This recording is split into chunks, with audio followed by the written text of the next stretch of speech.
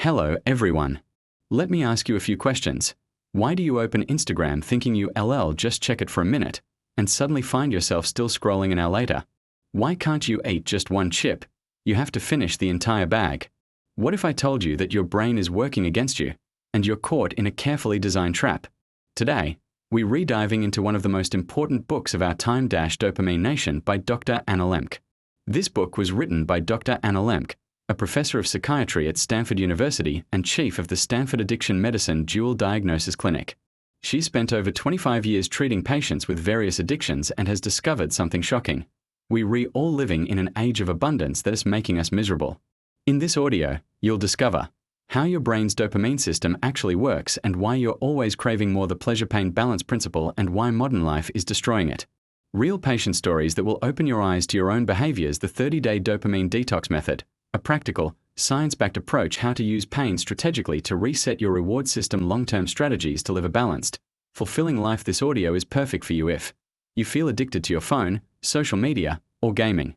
You struggle with food, shopping, or other compulsive behaviors. You feel like nothing brings you joy anymore. You want to understand why self-control feels impossible. You're looking for practical solutions, not just theory. What you'll gain a complete understanding of your brain's reward system and actionable strategies to reclaim control over your life, starting today. We'll cover 6 major sections: understanding dopamine, modern addiction problems, the detox method, using strategic discomfort, building healthy relationships, and long-term lifestyle changes. Let's dive in. 1.1 What is dopamine and how does it work? Let's start with the basics. Dopamine is not actually the pleasure chemical. This is a common misconception. Dopamine is the motivation and anticipation chemical. It's what makes you want things, not what makes you enjoy them. Here's how it works. Imagine you're scrolling through social media. Every time you pull down to refresh, your brain releases a small burst of dopamine in anticipation of something new, interesting, or rewarding. This anticipation, this what's next feeling, is what keeps you hooked. Your brain has a region called the nucleus accumbens, which is essentially your reward center. When you do something pleasurable, eating chocolate, getting likes on a post, winning a game, this area lights up with dopamine activity. But here's the critical part. Dopamine doesn't just make you feel good, it teaches your brain what to pay attention to. It's a learning signal that says, hey, remember this. Do this again. Real-world example. Think about checking your email. The first time you got an important message, it felt exciting, dopamine spike. Now, your brain has learned that checking email might give you that reward. So even when there's nothing important, you keep checking, because your brain is chasing that potential dopamine hit. Now, here's where Dr. Lembke introduces a game-changing concept, the pleasure-pain balance. Imagine a seesaw in your brain. On one side is pleasure, on the other is pain. Your brain desperately wants to keep this seesaw level. This is called homeostasis. Here's how it works. When you experience pleasure, dopamine release, the seesaw tips toward pleasure. Your brain immediately responds by tipping it toward pain to restore balance. This pain-side response is why you feel a come down after the high. The more pleasure you experience, the harder your brain pushes back toward pain. Dr. Lembke calls this the opponent process. It's your brain's automatic mechanism to maintain equilibrium. Practical example from the book. One of Dr. Lembke's patients described her relationship with romance novels. The first book gave her intense pleasure and escape. But with each subsequent book, she needed to read more and more to get the same feeling. Eventually, she was reading constantly and felt miserable when she wasn't reading. Her pleasure-pain balance had shifted. The key insight: our brains weren't designed for constant stimulation. In nature, pleasures were rare and followed by recovery periods. Modern life eliminates these recovery periods. 1.3 Dopamine overload in the modern world. Here's the shocking truth. We are living in the most addictive time in human history. Let me paint you a picture. Our ancestors had to work hard for small dopamine hits, hunting for food, finding a mate, discovering shelter. These rewards were spaced out, allowing the brain time to reset. Fast forward to today. Smartphones, infinite scroll, notifications designed by behavioral psychologists, social media, variable reward schedules like slot machines, streaming services, autoplay, binge watching, no natural stopping points, food, engineered combinations of sugar, salt, and fat that don't exist in nature, online shopping, one-click purchases, dopamine hit from buying plus anticipation of delivery, pornography, unlimited variety and novelty video games, leveling systems, loot boxes, achievement unlocks the problem. These are all supernormal stimuli. They hijack our reward system with intensity that natural rewards can't match. Dr. Lembke shares data showing that in the past 30 years, depression rates have doubled, anxiety disorders have skyrocketed. Addiction to substances and behaviors has become epidemic. Why? Because we are constantly pushing our pleasure-pain balance toward pain, and we need more and more stimulation just to feel normal. 1.4 Tolerance and withdrawal. This brings us to two critical concepts: tolerance and withdrawal. Tolerance means you need more of a substance or behavior to get the same effect. Remember that seesaw? When you repeatedly tip it toward pleasure, your brain compensates by reducing dopamine receptors, downregulation, producing less dopamine, naturally increasing pain side responses. Real example from the book. Jacob, a college student, started playing video games for fun, 30 minutes here and there. Within months, he was playing 10 to 12 hours daily. When he tried to stop, he experienced severe withdrawal, anxiety, irritability, depression, inability to focus. His brain had adapted to constant stimulation.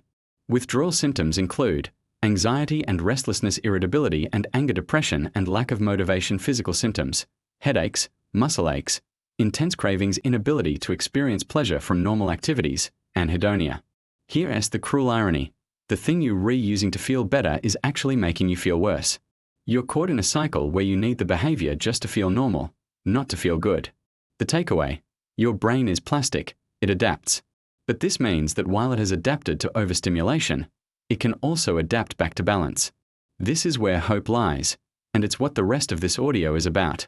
2.1 Modern types of addiction. Let's get real about what addiction looks like today. Forget the stereotype of addiction, the homeless person with a needle. Modern addiction wears a suit, carries a smartphone, and looks exactly like you and me. Dr. Lembke identifies several categories of modern behavioral addictions. 1. Digital addictions. Social media addiction. The average person checks their phone 96 times per day. Instagram, TikTok, Facebook. These platforms employ teams of engineers whose job is to keep you engaged.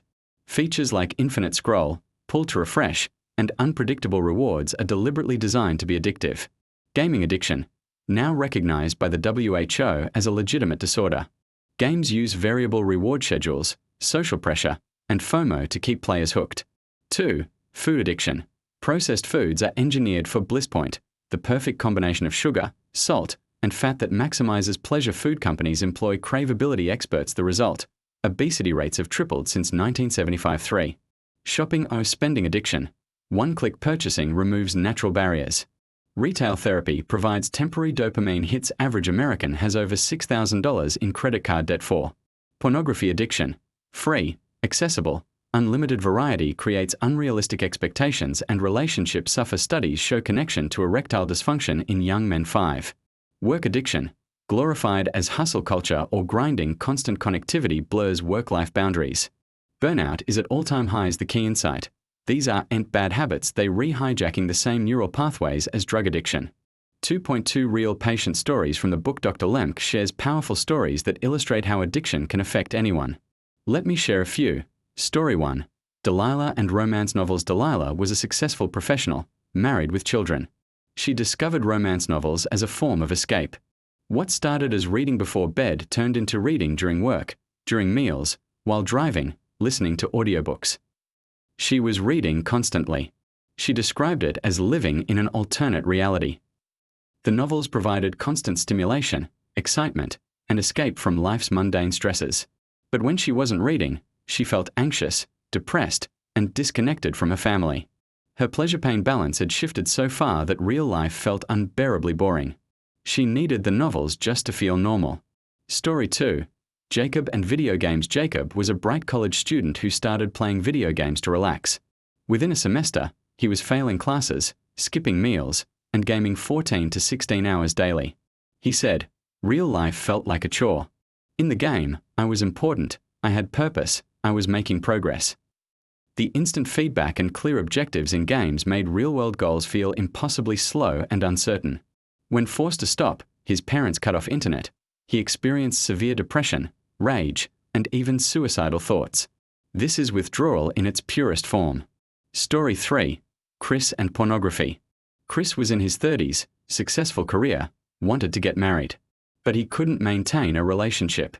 He'd been watching pornography since age 12, and by his 30s, He needed increasingly extreme content to feel aroused. Real relationships felt boring and stressful compared to the variety and intensity available online. He experienced erectile dysfunction with real partners. His brain had been rewired to respond only to screen stimulation. What these stories teach us: addiction doesn't discriminate. It can happen to anyone. The object of addiction might seem harmless initially. Gradual escalation happens without awareness. Real life becomes the withdrawal state. 2.3 Why small pleasures are dangerous. Here's a counterintuitive truth that Dr. Lembke emphasizes. Small, frequent pleasures can be more addictive than big, rare ones. Why? Because low barrier to entry. Checking your phone takes zero effort. Shooting heroin requires obtaining it, preparing it, hiding it, lots of friction. Social acceptability. No one judges you for scrolling Instagram. This means no external brake on the behavior. Constant availability. Your phone is always with you. Temptation is constant. Stealth addiction. Because it seems harmless, you don't recognize the problem until you're deep in it. Dr. Lembke shares a powerful insight. The smartphone is the modern-day hypodermic needle, delivering digital dopamine around the clock. Think about it. You wake up, check phone. Bathroom, check phone. Waiting in line, check phone. Boring moment, check phone. Before sleep, check phone. Each check is a small dopamine hit. But cumulatively, you're training your brain that it never has to be understimulated. You're eliminating your baseline. The danger: your brain adapts. Soon, you can't focus without checking. You can't be bored without anxiety. You've lost the ability to be alone with your thoughts. 2.4 Self-assessment. Are you addicted? Dr. Lembke provides a framework for self-assessment. Ask yourself these questions honestly. 1. Do you find yourself using more than you intended? I'll just check social media for 5 minutes. 2 hours later, I'll just have one cookie. Finish the box. 2. Have you tried to cut back and failed? Multiple attempts to use less that don't stick. Broken promises to yourself or others. 3. Do you spend a lot of time obtaining, using, or recovering from use? Hours planning your next gaming session, constantly thinking about your next meal, purchase, or scroll. 4. Do you have cravings? Strong urges that are hard to resist, physical or emotional discomfort when you can't engage. 5. Has it interfered with your responsibilities? Missing deadlines, skipping commitments, relationship suffering, work performance declining. 6. Do you continue despite negative consequences? Knowing it's harmful but unable to stop, health issues, financial problems, relationship damage, but you keep going. 7. Have you given up important activities? Stopped exercising, seeing friends, pursuing hobbies? Your world has narrowed around the addictive behavior. 8. Do you use in risky situations? Texting while driving, gaming instead of sleeping before important events. 9. Do you continue despite knowing it's causing problems? Awareness without ability to change. 10. Do you need more to get the same effect? Tolerance? What used to satisfy now doesn't. 11. Do you experience withdrawal? Anxiety, irritability, depression when you stop scoring? 0 to 2 yes answers. Probably not addicted, but be mindful. 3 to 5 yes answers. Problematic use, at risk for addiction. 6 plus yes answers. Likely meeting criteria for addiction. Important note: Dr. Lembke emphasizes that addiction is a spectrum. You don't have to hit rock bottom to deserve help. If something is interfering with your life, it's worth addressing. 3.1 What is the 30-day dopamine detox? Now we get to the solution. Dr. Lembke's 30-day dopamine detox is based on solid neuroscience and clinical experience with thousands of patients. The core principle: your brain needs time away from the addictive stimulus to reset its pleasure-pain balance. Why 30 days specifically? Research shows it takes approximately 30 days for the brain to begin down-regulating stress hormones. Dopamine transmission begins to normalize. New neural pathways can start forming. Withdrawal symptoms typically peak in the first 2 weeks, then improve. What the detox involves: complete abstinence from your drug of choice for 30 consecutive days. Not using less, complete cessation. Important clarifications: if your addiction is to social media, you stop all social media if it's gaming, no games whatsoever if it's food, specific foods like sugar, complete elimination if it's multiple things. Dr. Lembke recommends starting with the primary one. The goal: allow your brain's dopamine system to reset to baseline. Remember that seesaw? We are letting it level out. 3.2 How to do the detox properly, step by step. Step 1. Identify your drug of choice. Day 0. Be honest with yourself. What behavior causes you the most problems? What do you spend the most time thinking about, doing, or recovering from? Use the self-assessment from section 2.4 to guide you. Step 2. Set your start date, day 0. Choose a specific day. Make it soon, within the next week. The longer you delay, the less likely you'll start. Tell someone. Accountability increases success rates dramatically. Tell a friend, family member, or therapist, I'm not using X for 30 days starting date. Step 3. Remove access, day 1. Create barriers between you and your drug of choice. For digital addictions, delete apps from your phone, not just hiding them.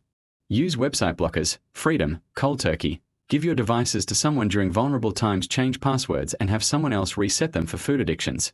Clear trigger foods from your home, plan meals in advance, ask family or roommates not to bring temptations home for shopping. Delete saved payment information, unsubscribe from marketing emails, block shopping websites. Step 4. Prepare for withdrawal, days 1 to 14. This is the hardest part. Dr. Lembke is blunt. It will be difficult.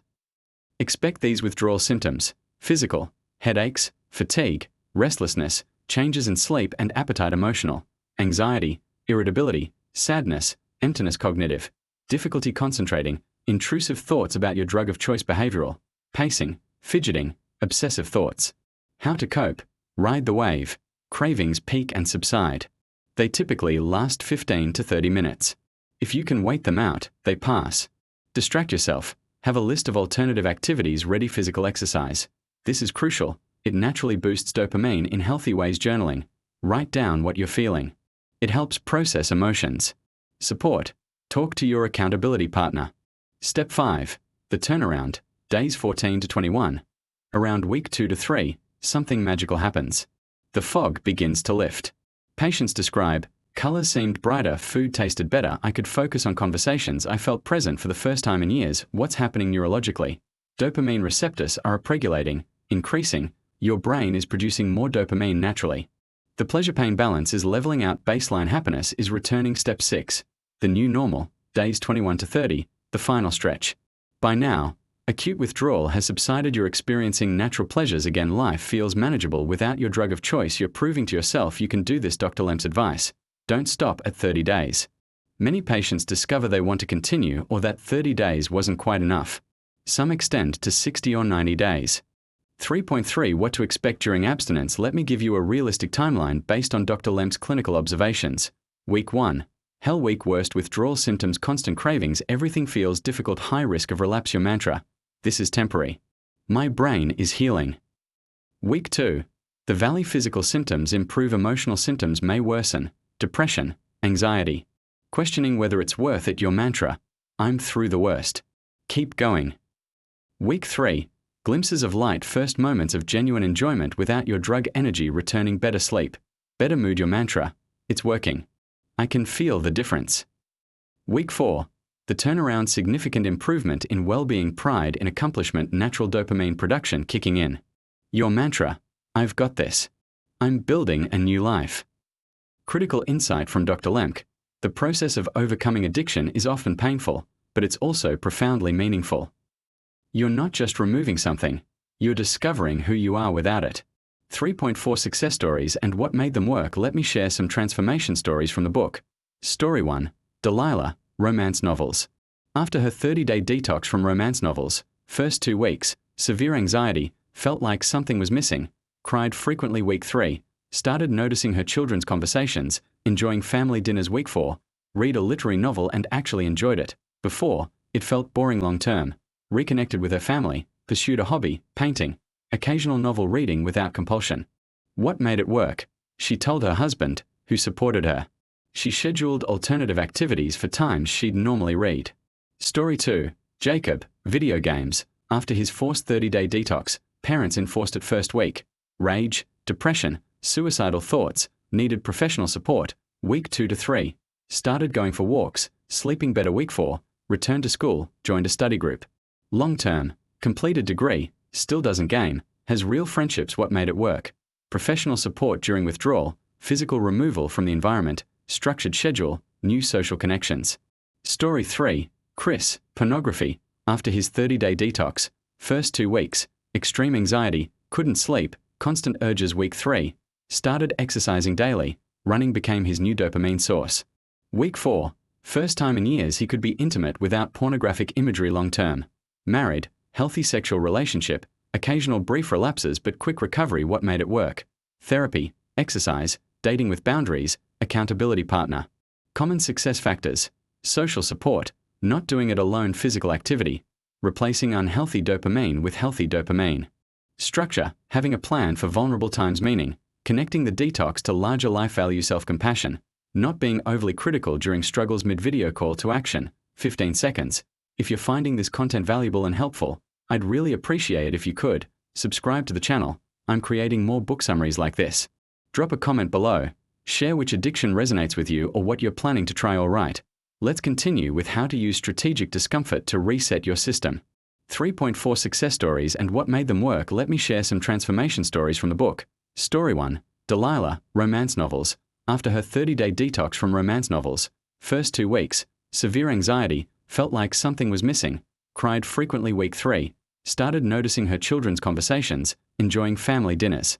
Week 4, read a literary novel and actually enjoyed it.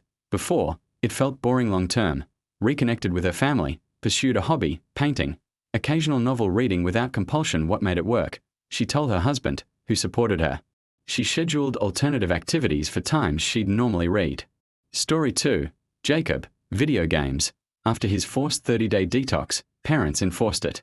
First week, rage, depression, suicidal thoughts, needed professional support. Week 2 to 3, started going for walks, sleeping better. Week 4, returned to school, joined a study group. Long term, completed degree, still doesn't game, has real friendships. What made it work? Professional support during withdrawal, physical removal from the environment, structured schedule, new social connections. Story 3. Chris, pornography. After his 30-day detox, first 2 weeks, extreme anxiety, couldn't sleep, constant urges. Week 3, started exercising daily, running became his new dopamine source. Week 4, first time in years he could be intimate without pornographic imagery. Long term, married, healthy sexual relationship, occasional brief relapses but quick recovery. What made it work? Therapy, exercise, dating with boundaries, accountability partner. Common success factors: social support, not doing it alone, physical activity, replacing unhealthy dopamine with healthy dopamine. Structure, having a plan for vulnerable times, meaning connecting the detox to larger life value, self-compassion, not being overly critical during struggles. If you're finding this content valuable and helpful, I'd really appreciate it if you could hit the like button. It helps more people discover this content. Subscribe to the channel. I'm creating more book summaries like this. All right, let's continue with how to use strategic discomfort to reset your system. 4.1. What is hormesis? Dr. Lembke introduces a fascinating concept: using pain to restore pleasure. Hormesis is a biological phenomenon where exposure to low doses of stress or toxins actually makes an organism stronger. Think of vaccines. A small dose of a pathogen makes your immune system stronger. The same principle applies to your dopamine system. Here's the breakthrough insight: if pleasure leads to pain, remember the seesaw, then pain leads to pleasure.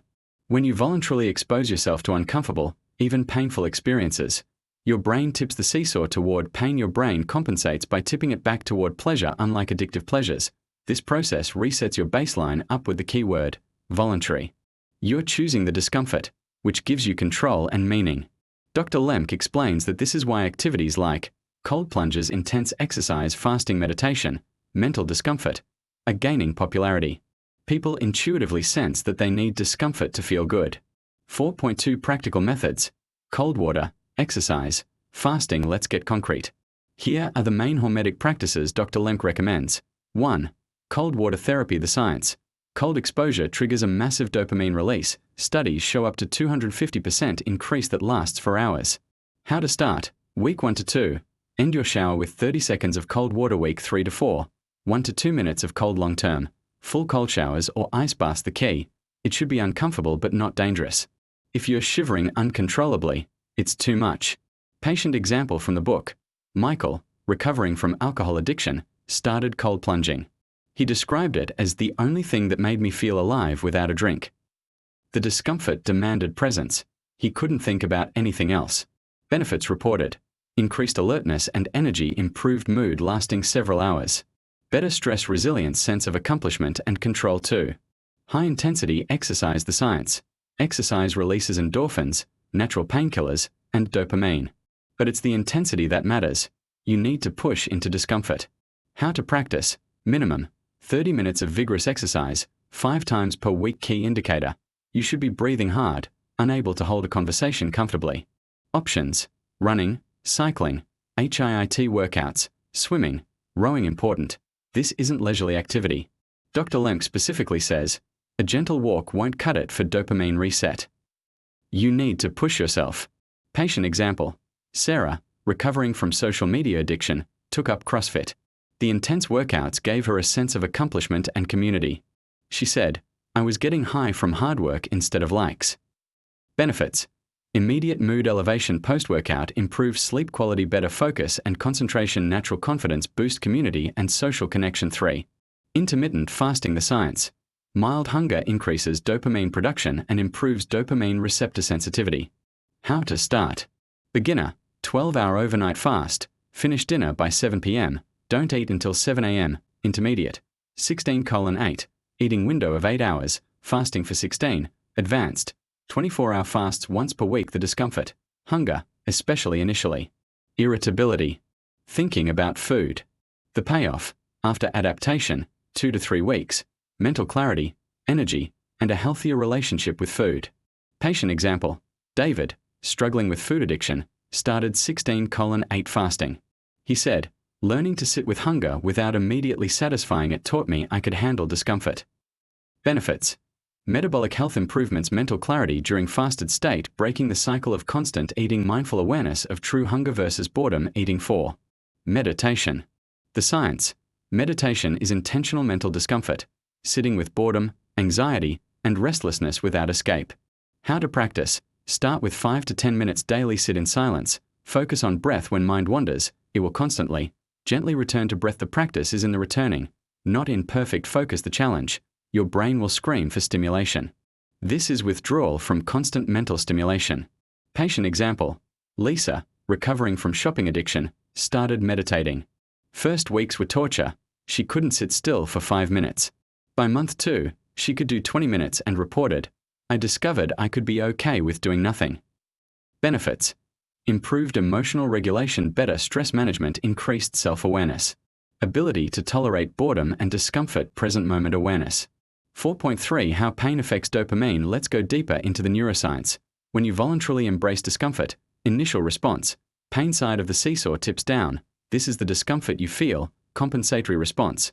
Your brain releases endogenous opioids, natural painkillers, and dopamine to counterbalance. After the pain ends, you get a dopamine afterglow. This is why you feel great after a hard workout or cold plunge. With repetition, your baseline dopamine levels increase. You're not chasing highs, you're raising your floor.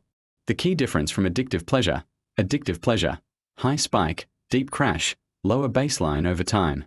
Hormetic pain, moderate spike, gentle landing, higher baseline over time. Dr. Lembke uses this analogy: addictive pleasure is like taking out a loan on your dopamine. You'll pay it back with interest. Hormetic pain is like making a deposit. Clinical evidence: studies on exercise show that regular exercisers have higher baseline dopamine levels, more dopamine receptors, better mood regulation, lower rates of depression and addiction. The psychological component: beyond neuroscience, there's a powerful psychological element: mastery and control. When you do hard things voluntarily, you prove to yourself that you're in control. This is the opposite of addiction, where you feel controlled by your cravings. Delayed gratification. Hormetic practices teach you to tolerate discomfort now for benefits later. This strengthens the same brain circuits needed to resist addictive impulses. Identity shift. You begin to see yourself as someone who does hard things, someone who doesn't need constant comfort. This identity change is powerful for long-term recovery. 4.4 Practical exercises and getting started. Let me give you a concrete plan to implement hormesis. Week 1. Choose one method, don't try everything at once. Pick the one that feels most doable. If you hate cold, start with exercise if you're already active. Add cold exposure if you struggle with food. Try fasting if you're constantly distracted. Start meditation week 2 to 4. Build consistency for cold exposure. Daily cold showers. End with 30 to 60 seconds of cold. Gradually increase duration, track your progress. Write down how you feel after each one. Note: morning is best, sets your tone for the day. For exercise, 30 minutes, 5 times per week. Minimum heart rate, elevated sweating. Track workouts, find something you enjoy, or at least don't hate. For fasting, start with 12-12, move to 16-8. Stay hydrated, water, black coffee, tea are fine. Don't compensate by eating more during eating windows. Journal your hunger sensations. Note how you feel mentally during fasted state for meditation.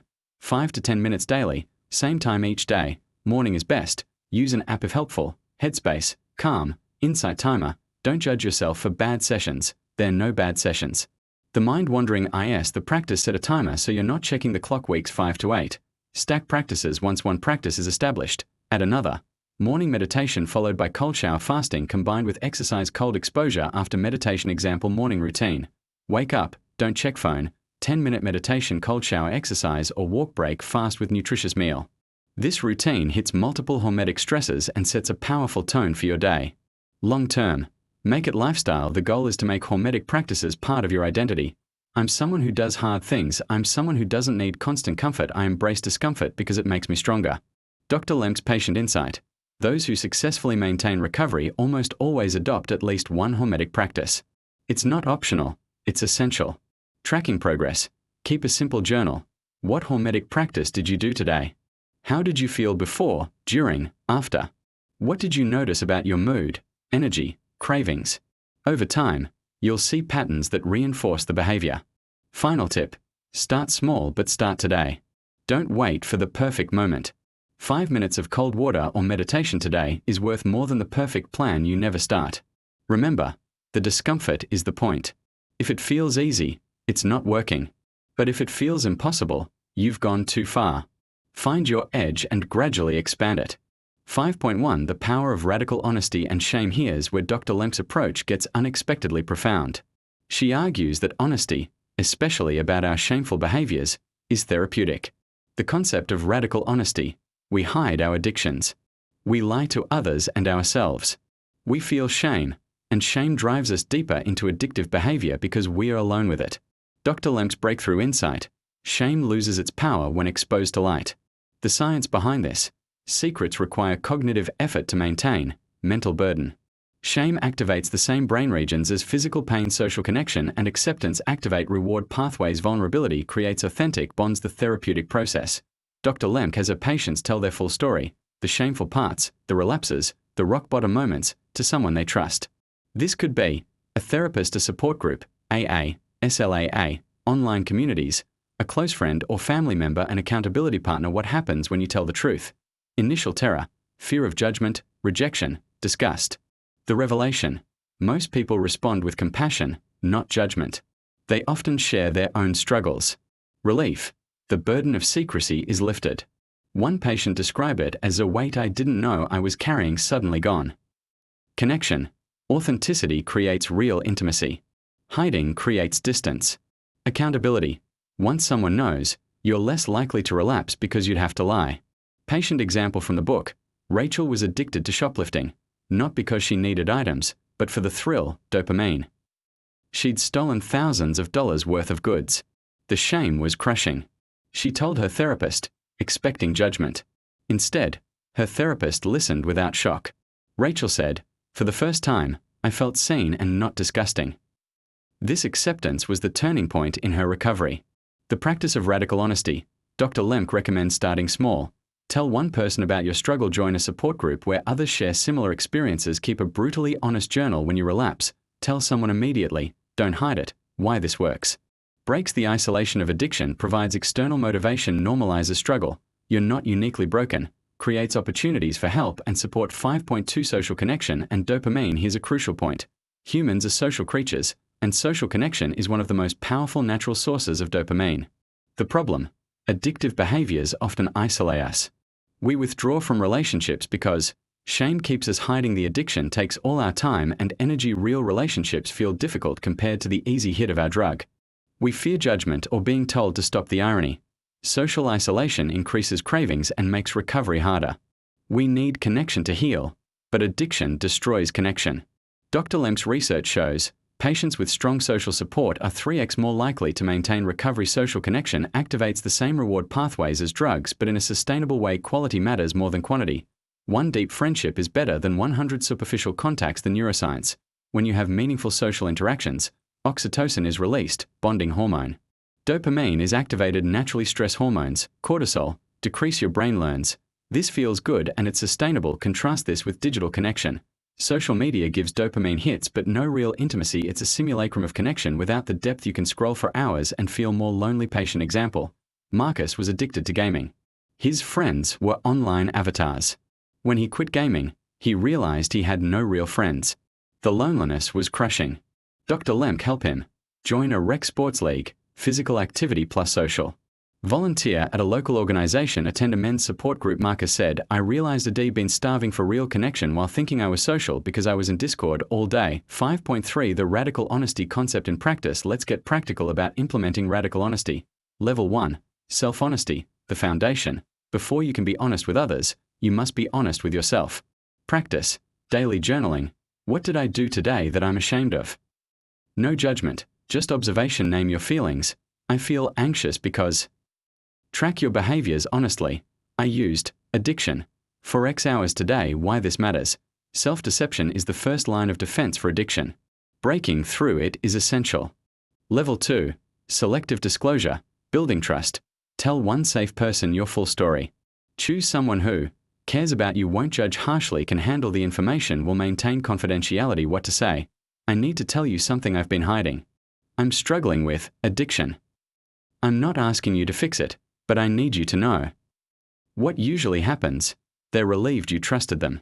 They often share their own struggles. Your relationship deepens. Level 3. Group sharing, finding community. Join a support group, AA, SA, SLAA, OA, gaming addiction groups, or online communities. The power of groups. Everyone there has similar struggles.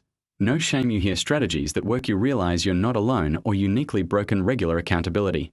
Dr. Lembke strongly recommends 12-step programs, not because of any religious component, but because they're free. They're everywhere. They've been helping people for 80+ years. The structure works. Level 4. Proactive honesty, maintenance. Once you're in recovery, maintain radical honesty. With yourself. I'm having cravings today. Why? What triggered this? I'm rationalizing. What's really going on? With your accountability partner. Weekly check-ins, immediate disclosure of relapses, sharing vulnerable feelings before they become actions with new people in your life. You don't need to tell everyone everything, but with people who matter. Don't hide your recovery. I don't drink or I don't use social media without elaborate excuses. The long-term benefit. You build a life where you don't have to hide. This reduces cognitive load and stress, making recovery easier. 5.4 Building healthy relationships during recovery. Recovery is a chance to rebuild relationships or create new, healthier ones. Repairing damaged relationships. Your addiction likely hurt people. Dr. Lembke recommends. Acknowledge the harm. I know my behavior affected you. I see that now. Don't make excuses. Own it completely. No but statements. Make amends. Ask, what can I do to make this right? Sometimes the answer is give me time. Show change through actions. Words matter, but sustained behavior change matters more. Be patient. Trust is rebuilt slowly, through consistency. Patient example. Maria's shopping addiction put her family in debt and caused constant fights with her husband. After recovery, she apologized without excuses. She gave her husband control of finances temporarily. She showed up to financial counseling every week. 6 months later, her husband said, I see you're different now. I trust you again. Building new relationships. Recovery creates space for authentic connections.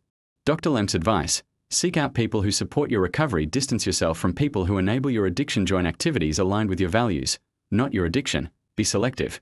Quality over quantity. Red flags to avoid. People who pressure you to just have one. Relationships that revolve around your drug of choice. People who mock your recovery efforts. Green flags to seek.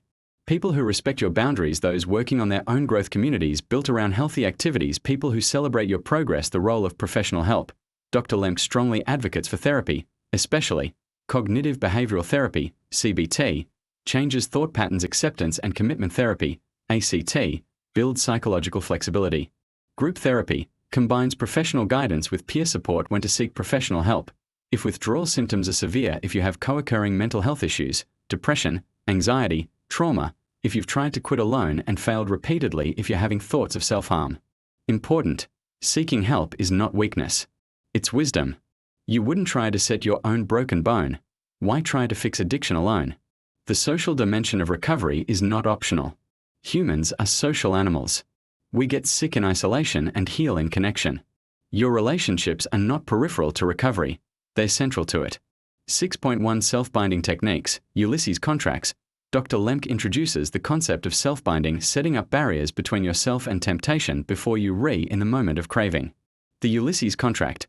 In Greek mythology, Ulysses wanted to hear the siren's song without crashing his ship. So he had his crew tie him to the mast and plug their ears with wax. He bound himself in advance. Modern applications. For digital addictions, use app blockers with someone else controlling the password. Put your phone in a time lock safe during work hours. Delete apps entirely. Not just hiding them, use a dumb phone for calls only. No devices in the bedroom. For food addictions, don't keep trigger foods at home. You can't eat what's not there. Shop from a list, never when hungry. Use smaller plates and bowls. Pre-portioned snacks. Order groceries online to avoid impulse purchases. For shopping addictions, freeze your credit cards, literally, in a block of ice. Delete all saved payment information. Implement a 48-hour waiting period for purchases. Unsubscribe from all marketing emails. Block shopping websites during work hours. For pornography addictions, install filtering software with someone else controlling settings. Never use devices in private spaces. Accountability software that reports browsing history. For social media, delete apps Monday through Friday. Reinstall only on weekends. Use website blockers during work hours. Give devices to partner, roommate during vulnerable times. Set screen time limits that require a password to override.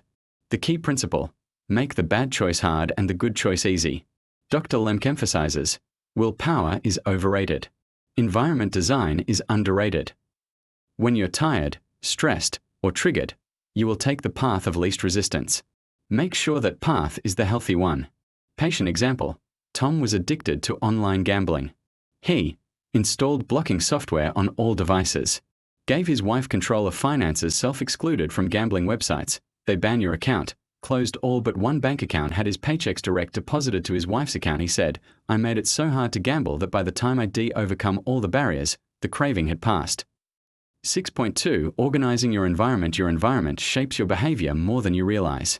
Design your space for recovery. The phone, the biggest culprit. Dr. Lembke calls smartphones the delivery device for digital drugs. Here's how to neutralize them. Physical distance. Don't sleep with your phone in your room. Use an alarm clock. Leave it in another room while working. Don't take it to the bathroom. Put it in the glove box while driving. Visual cues. Turn off all notifications, except calls from key people.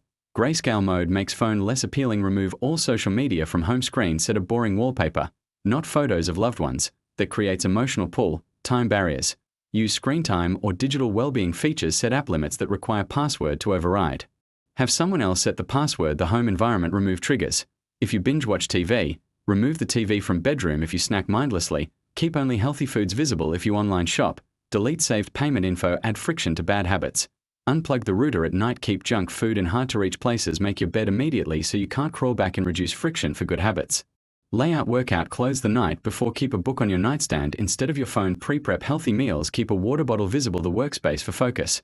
Website blockers during work hours. Phone in a drawer or another room. Single tasking. One window open at a time. Regular breaks scheduled, but without phone.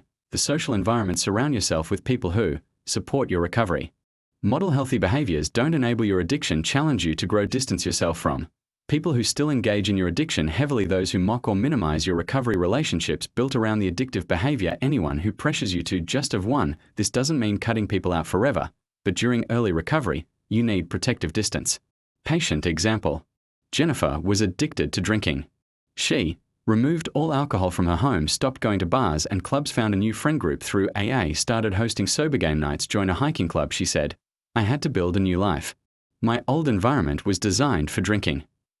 6.3 Creating new habits. Dr. Lembke emphasizes, you can't just remove an addiction, you must replace it with something meaningful. Nature abhors a vacuum. If you remove your addictive behavior but don't fill the time and meet the underlying needs, you'll relapse or substitute addictions. The habit loop. Every habit has three parts: cue, trigger, routine, behavior, reward, what you get from it. Example: social media addiction. Cue, boredom. Routine, scroll Instagram. Reward, stimulation, distraction. To change it, keep the cue and reward but change the routine. Cue, boredom. Routine, read a book, call a friend, take a walk. Reward, stimulation. A connection. Replacing your addiction. Ask yourself, what was my addiction giving me? If it was escape, replace with healthier escapes like reading fiction, movies, nature. If it was stimulation, replace with exercise, challenging hobbies, learning. If it was social connection, replace with real relationships, group activities. If it was accomplishment, replace with meaningful projects, skill building. If it was relaxation, replace with meditation, baths, stretching, music. Building keystone habits. Some habits create cascading positive changes. Dr. Lembke recommends focusing on these. 1. Morning routine. Wake at consistent time. Don't check phone first thing. Meditate or journal. Exercise. Healthy breakfast. Why it works. Starting the day right creates momentum. You're less likely to blow a day that started well. 2. Exercise. Non-negotiable 30 to 60 minutes daily vigorous intensity. Scheduled like a doctor's appointment. Non-negotiable except for injury or illness. Why it works.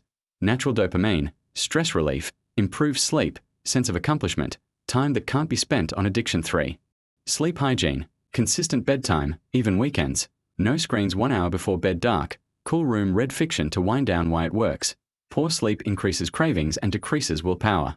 Good sleep makes everything easier. 4. Mindfulness practice, 10 to 20 minutes daily meditation or mindful walking, eating, etc. Focus on present moment. Observe thoughts without judgment. Why it works. Increases awareness of cravings and impulses before they control you. Create space between stimulus and response. Scheduling your day in early recovery. Unstructured time is dangerous. Plan your days.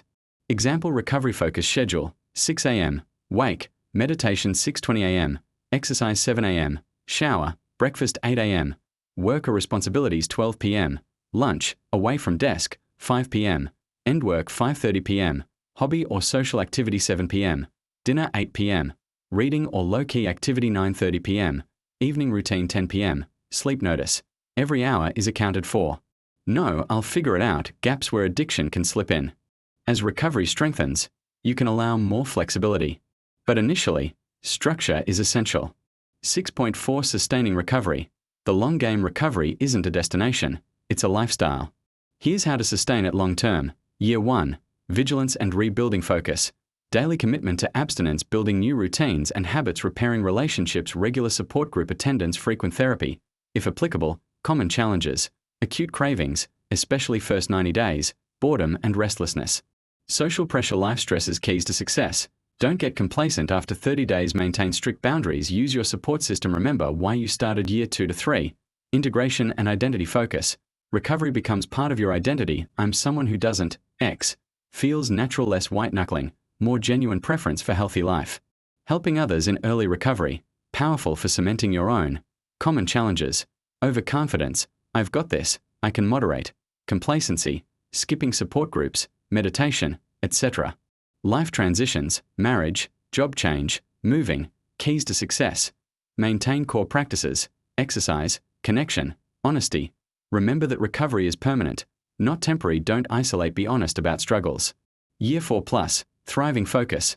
Living a full, meaningful life. Recovery is background, not foreground. Giving back and helping others. Continued growth and evolution. Common challenges. Major life stresses, death, divorce, job loss, overconfidence. Subtle drift back toward old patterns. Keys to success. Never say I'm cured. Remain humble. Maintain at least one accountability relationship. Return to basics during high-stress periods. Don't abandon what got you here. Relapse prevention. Dr. Lembke is realistic. Relapse is common, not inevitable, and not failure if you learn from it. Warning signs of impending relapse. Isolating from support system. Skipping healthy habits. Exercise, meditation, rationalizing. Just this once won't hurt. Increased stress without healthy coping. Romanticizing the addiction. It wasn't that bad. Complacency. I don't need meetings, therapy anymore. If you relapse, don't catastrophize. One slip isn't the end. Don't let it become a full relapse. Tell someone immediately. Break the shame cycle right away. Analyze without judgment. What triggered it? What warning signs did you miss? What will you do differently? Recommit. Sometimes people need multiple attempts. Each one teaches you something. Increase support. More meetings, more therapy, more accountability. Don't give up. The only true failure is stopping trying. Patient example. Mark had 18 months of sobriety from gaming when he relapsed during a stressful work period. He gamed for 3 days straight, felt crushing shame, but called his sponsor immediately, went to a meeting that night, journaled about what led to it, identified, stopped exercising, isolated from friends, worked 80-hour weeks, recommitted with better boundaries. He said, "The relapse taught me I can't abandon my recovery practices, ever. I needed that reminder, painful as it was." The ultimate goal. Dr. Lembke's vision for recovery isn't just absence of addiction. It's building a life so fulfilling that you don't want to escape it. When you Have meaningful work or purpose, maintain authentic relationships, take care of your body, have hobbies and interests, contribute to something beyond yourself, face life's difficulties without numbing. You won't need an addiction. You'll have something better, a real life. Top 10 key takeaways from Dopamine Nation. Let me summarize the most important insights from this book. 1. The pleasure-pain balance. Your brain maintains equilibrium. Every pleasure creates an equal and opposite pain. Modern life tips us toward chronic pain through constant overstimulation. 2. Dopamine is about wanting, not liking. Dopamine drives motivation and anticipation, not enjoyment. This is why you keep scrolling even when you're not enjoying it. 3. Modern life is designed for addiction. Smartphones, social media, processed food, streaming services, all engineered to hijack your dopamine system. You're not weak. You're up against sophisticated manipulation. 4. Tolerance and withdrawal are real for behaviors. It's not just drugs. Any pleasurable behavior can create tolerance, needing more, and withdrawal, feeling terrible without it. 5. The 30-day reset works. Complete abstinence for 30 days allows your dopamine system to recalibrate. It's hard, but it works. Weeks 1 to 2 are hell. Weeks 3 to 4 show dramatic improvement. 6. Pain can be medicine. Voluntarily embracing discomfort, cold water, hard exercise, fasting, meditation, create sustainable dopamine increases and build psychological resilience. 7. Shame thrives in secrecy. Telling the truth about your addiction to a safe person or group breaks shame's power. Vulnerability creates connection and accountability. 8. Connection is essential. Real relationships activate healthy dopamine pathways. Isolation perpetuates addiction. You need people to heal. 9. Environment trumps willpower. Design your environment to make good choices easy and bad choices hard. Self-binding techniques work better than white-knuckling. 10. Recovery is a lifestyle, not an event. You don't fix addiction and move on. You build a new life with ongoing practices, exercise, connection, honesty, purpose. This becomes who you are. 7 practical steps to start today. Here are concrete actions you can take immediately. Step 1. Do your self-assessment. Go back to the 11 questions in section 2.4. Be brutally honest. Write down your answers. This is your baseline. Step 2. Choose your primary addiction. If you have multiple problematic behaviors, choose the one causing the most harm. That's where you start. Step 3. Set your 30-day start date within the next week.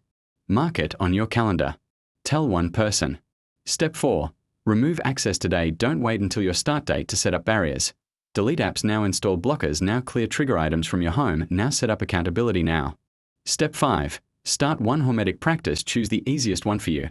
End today's shower with 30 seconds of cold water. Or do 30 minutes of vigorous exercise today. Or try a 12-hour overnight fast tonight. Or meditate for 5 minutes before bed. Do just one. Do it today. Build from there. Step 6. Tell one person. Before the day ends, tell someone you trust, I'm struggling with X, and I'm committing to 30 days without it starting. Date.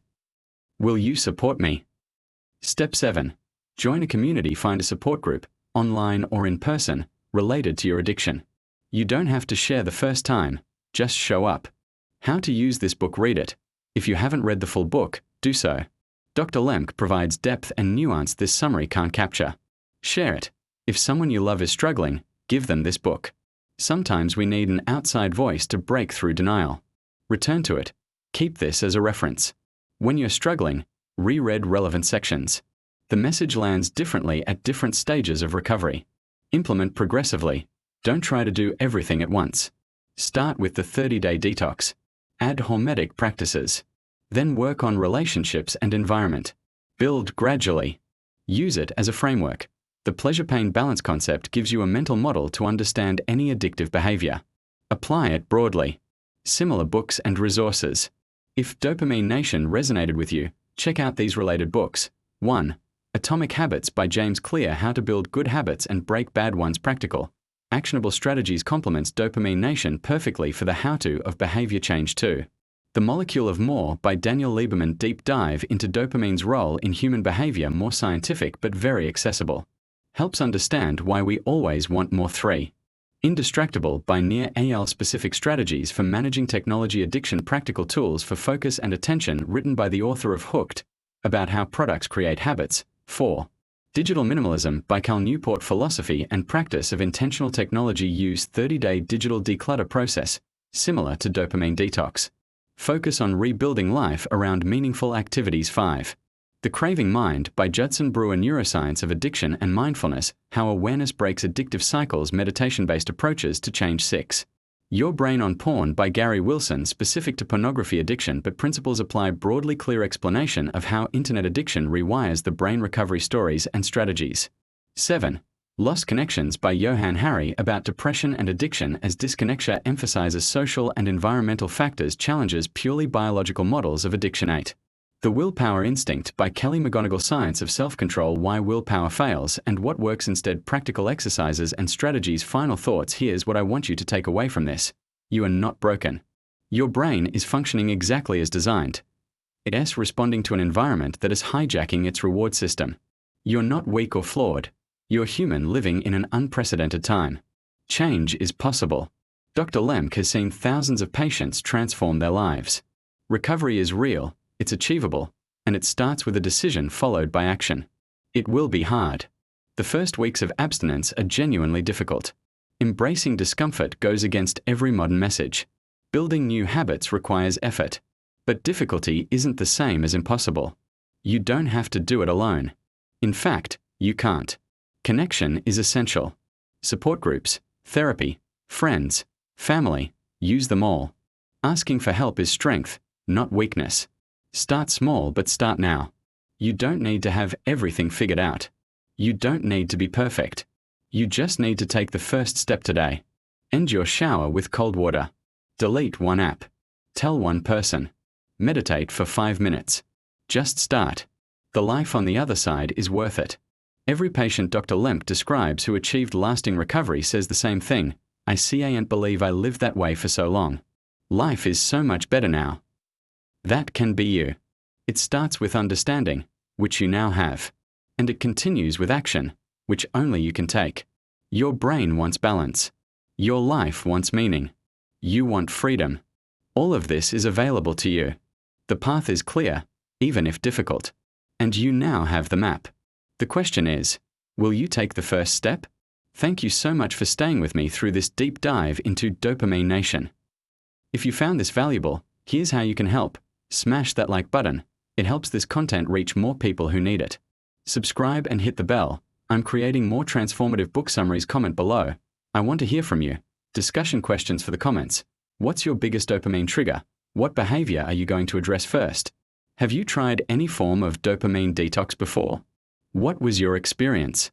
Which hormetic practice, cold water, exercise, fasting, meditation, are you going to start with?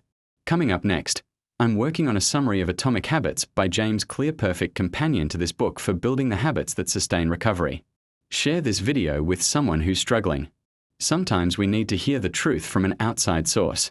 And remember, you're not alone in this. Thousands of people are on this same journey. Let's support each other. Thank you for being here.